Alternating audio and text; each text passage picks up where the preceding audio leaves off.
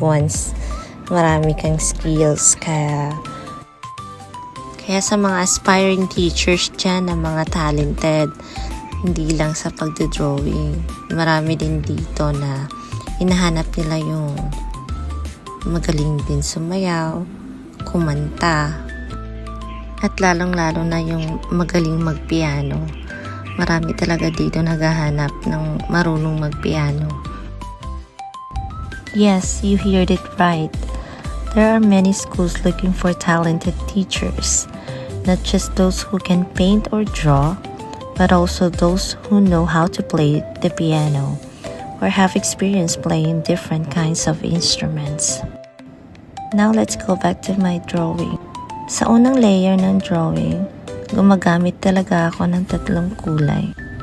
Pagkatapos, kapag natapos ko na lahat, saka ako magdadagdag ulit ng panibagong kulay hanggang sa ma-achieve ko yung kulay na gusto ko. Mahilig akong mag-explore, lalo na sa pag-layer ng iba't ibang kulay at medium. After I finish my portrait or drawing, I always go back and add more pigments. I really enjoy exploring different pigments to see the final outcome of my artwork. The more color I add, the more I feel that my paintings become more creative and visually appealing. Minsan, tinatanong ako ng partner ko kung bakit gumagamit ako ng kulay na wala sa nakita niya. Minsan, ang hirap i-explain. Pero, para sa mga artist dyan na katulad ko, alam ko may intindihan nyo rin ako. Basta, yun na yun.